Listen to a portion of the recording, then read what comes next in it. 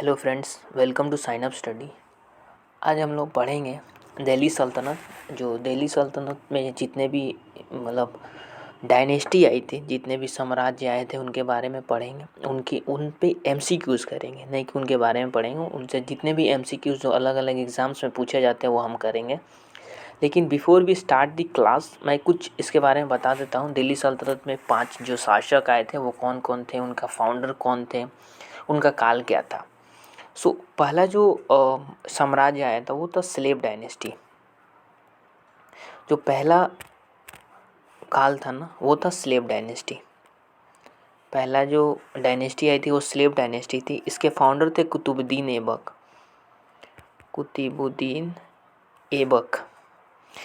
कुतुबुद्दीन ऐबक इसके फाउंडर थे और इनका कार्यकाल था 1206 से लेकर 1290 तक। स्लेव डायनेस्टी का कार्यकाल था 1206 से लेकर 1290 तक। उसके बाद जो दूसरा साम्राज्य आया वो था खिलजी डायनेस्टी। खिलजी डायनेस्टी का जो फाउंडर थे उनका नाम था जलालुद्दीन फ़िरोज़ खिलजी। इनका शासनकाल जो था वो 1290 से लेकर 1320 तक था। इसके बाद आए तुगलक डायनेस्टी। तुगलक डायनेस्टी का जो कार्यकाल था वो था 1320 से लेकर 1414 तक। ठीक है। इसके फाउंडर थे, उनका नाम था गियासुद्दीन तुगलक। इसके फाउंडर का नाम था तुगलक डायनेस्टी का। इसके बाद है सैयद डायनेस्टी के फाउंडर थे जिनका नाम था खिज्र खान। इनका कार्यकाल था 1414 से लेकर 1451 तक।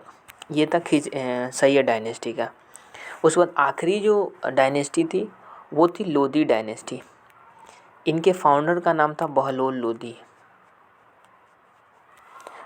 लोधी इनके फाउंडर थे। इनका कार्यकाल था 1451 से लेकर 1526 तक। ठीक है। तो ये पांच साम्राज्य आए थे दिल्ली सल्तनत में। ठीक है।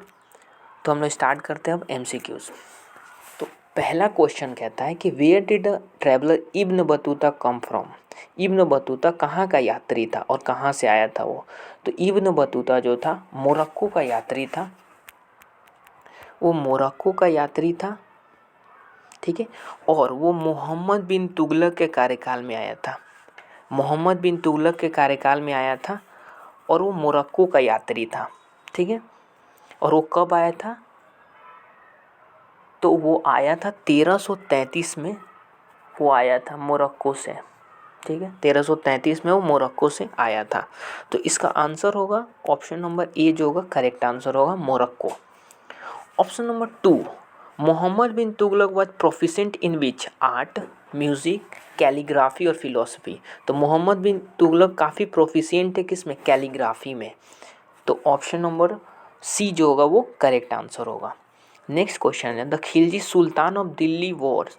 जो सुल्तान थे दिल्ली के, वो कहाँ से थे? तो वो तुर्क के थे। ठीक है। फोर्थ क्वेश्चन है कि the sultan who describe himself as a Sikandar Shahi the second Alexander, ये किसने कहा था?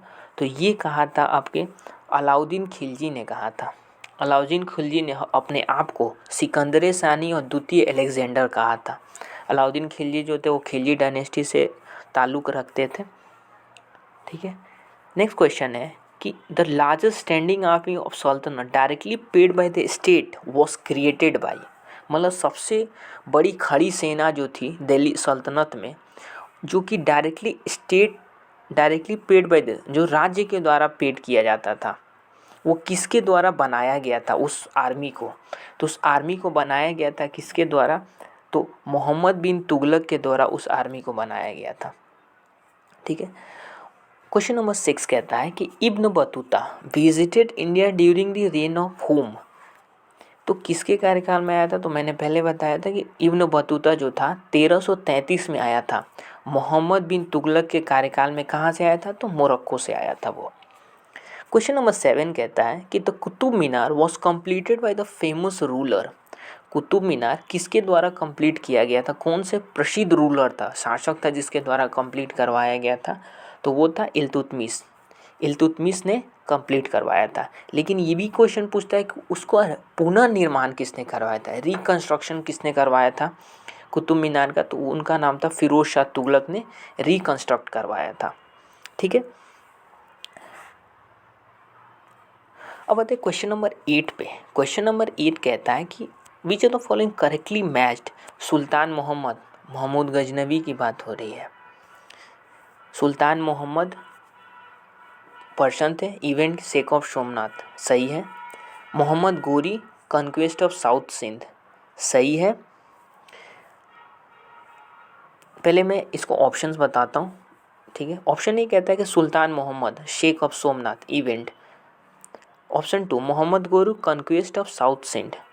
Option 3 Alauddin Khilji revolt in Bengal. And option 4 Mohammad bin Tughlaq Genghis Khan invasion. Okay, option A 1 और 2 सही है, ऑप्शन बी 2 सही है, ऑप्शन सी सिर्फ 1 सही है, ऑप्शन डी 2 और 4 दोनों सही है। तो क्वेश्चन नंबर 8 का जो आंसर हो जाएगा ना, ए होगा। 1 और 2 सही है। सुल्तान मोहम्मद शेख ऑफ सोमनाथ बिल्कुल सही मैचिंग है। Mohammad Ghori conquest of south Sindh बिल्कुल सही मैचिंग है। तो ऑप्शन ए यानी कि 1 और 2 जो होगा इसका करेक्ट आंसर होगा। Option A is the correct answer. ठीक है, अब आते हैं क्वेश्चन नंबर 9 पे। क्वेश्चन नंबर 9 कहता है कि the Lodhi dynasty was founded by. Lodhi dynasty का फाउंडर कौन था? तो इसका होगा इब्राहिम लोधी।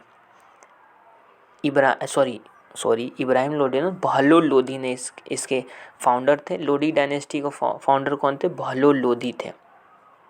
ठीक है, और लोधी डायनेस्टी का फाउंडर कब था? तो लोधी डायनेस्टी का जो कार्यकाल था वो था 1451 से लेकर 1526 तक।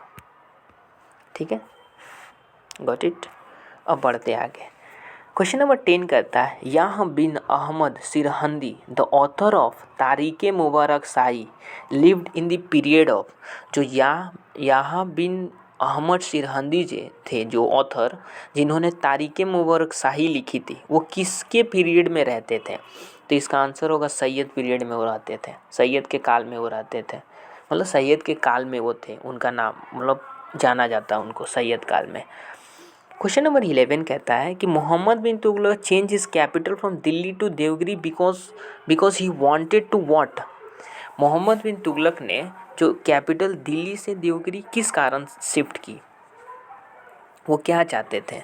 तो he wanted to, option A he improve trade in the Deccan, option B spread Islam in Deccan, C punish the people of Delhi, और D escape from Mongol invasion. तो इसका आंसर होगा डी। ऑप्शन डी जो होगा इसका करेक्ट आंसर होगा। वो भागना, एस्केप फ्रॉम मंगोल आक्रमण से वो भागना चाहते थे, इसलिए उन्होंने अपनी राजधानी दिल्ली से देवगिरी शिफ्ट की थी। ठीक है, अब आते हैं क्वेश्चन नंबर 12 पे। क्वेश्चन नंबर 12 कहता है कि the contemporary Chronicle of Syed period is. Syed period का समकालीन कौन सा था? तो तहरीक मुबारक शाही था ना, वो था सैयद पीरियड का कंटेम्प्रेरी क्रॉनिकल था। क्वेश्चन नंबर 13 कहता है कि Aamir Khusro was a famous court poet. Aamir Khusro जो थे एक फेमस कोर्ट पोएट थे, किसके कार्यकाल में? तो अलाउद्दीन खिलजी के समय में ना आमिर खुसरो जो थे ना एक बहुत ही फेमस कोर्ट पोएट थे। क्वेश्चन नंबर 14 कहता है कि Alauddin Khilji captured the Delhi throne after securing the fabulous wealth from where. The fabulous wealth from Devagiri. Devagiri से काफ़ी मतलब अच्छा धन प्राप्त करके उन्होंने दिल्ली को कैप्चर किया। Delhi throne after securing the fabulous wealth from Devagiri से अच्छा धन प्राप्त करके उन्होंने दिल्ली को कैप्चर किया था। ना क्वेश्चन नंबर 15 कहता है कि who of the following was the contemporary of Chengiz Khan. Chengiz Khan के समकालीन कौन थे? ठीक है, चेंगिस खान के समकालीन कौन थे? तो ए महमूद गजनवी, बी इल्तुतमिश, सी अलाउद्दीन खिलजी, और डी मोहम्मद बिन तुगलक। तो ऑप्शन नंबर बी जो होगा इल्तुतमिश जो था वो चेंगिस खान के समकालीन थे। ठीक है, तो ऑप्शन नंबर बी जो होगा करेक्ट आंसर होगा। With the reference of Sultan Alauddin Khilji consider the following statement. Alauddin Khilji के संदर्भ में स्टेटमेंट कौन से करेक्ट है? Alauddin Khilji fix the prices of food grains. B, Alauddin Khilji were the first sultan who paid his army in soldiers in cash. During Alauddin Khilji rule, the share of land revenue to be paid by peasant were raised half of the produce. So all three are correct, यानी option D जो होगा वो correct answer है। अब आते हैं question number 17 पे। Question number 17 कहता है कि who among the following Delhi sultan is known as the introducing market control mechanism. मतलब बाजार नियंत्रण पॉलिसी जो थी ना वो किसने लाई थी? तो वो लाई थी अलाउद्दीन खिलजी ने लाई थी। ठीक है, अब आते हैं क्वेश्चन नंबर 18 पे। क्वेश्चन नंबर 18 कहता है who was the Delhi sultan threat of invasion of Mongols under Genghis Khan loomed over India. ठीक है, who was the Delhi sultan when the threat of invasion by Mongols under Genghis Khan loomed over India. मतलब उनका डर था threat का, Mongol का। तो ये जो थे ये थे इल्तुतमिश के समय ही मंगोल आक्रमण का थ्रेट फैला था कि मंगोल्स आक्रमण करने वाले हैं अंडर चेंगिस खान। तो ये इल्तुतमिश के समय पे था। अब आते हैं क्वेश्चन नंबर 20 पे। क्वेश्चन नंबर 20 कहता है कि who among the following was the author of Tarikh Alahi which contain the details of first few years of सुल्तान अलाउद्दीन खिलजी।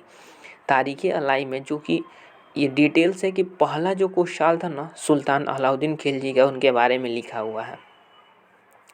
तो ये किसने लिखी थी? Who has been the author? कौन इसके ऑथर थे? तो इसके ऑथर थे, उनका नाम था आमिर खुसरो। आमिर खुसरो ने लिखी थी Tarikh Alahi. So option number C जो होगा इसका करेक्ट आंसर होगा। क्वेश्चन नंबर 21 कहता है कि who among the following are the first Muslim military commander who annexed Bihar and Bengal by overthrowing the Sena dynasty. One and only the Bakhtiyar Khilji. Who among the following sultan were advise Qazi Mughisuddin to act according to the law of Shariat, but the Sultan rejected his advice. Okay, so इसका answer जो होगा वो A होगा, Alauddin Khilji. Question number 23, madad-e-maash grant were awarded to all four.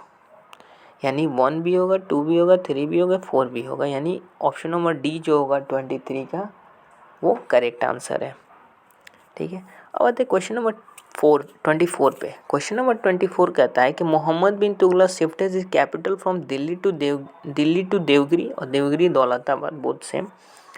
They were reputed of Mongol invasion during, yes. So option number A जो correct होगा, both A and R are true. R is the correct explanation. इसी के डर से उसने shift किया था, Mongol आक्रमण के डर से उसने अपनी कैपिटल दिल्ली से दौलताबाद टू देवगिरी, मतलब देवगिरी या दौलताबाद शिफ्ट की थी।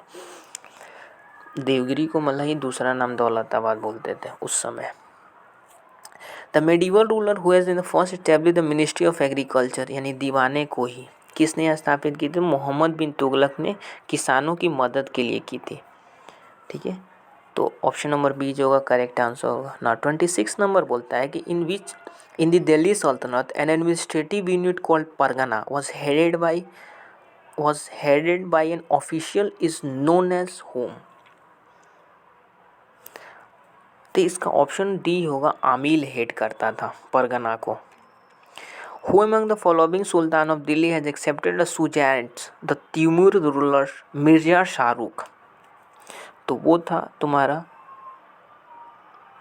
खिजर खान सैयद, जिसने सुजैनिटी को स्वीकार कर लिया और अंडर मिर्जा शाहरुख के अंडर तैमूर रूलर मिर्जा शाहरुख की सुजैनिटी को स्वीकार कर लिया, वो था खिजर खान सैयद। सो आज का सल्तनत पीरियड में आज हम 27 क्वेश्चन ही करेंगे। फिर मिलते हैं अगले वीडियो में, तब तक के लिए जय हिंद।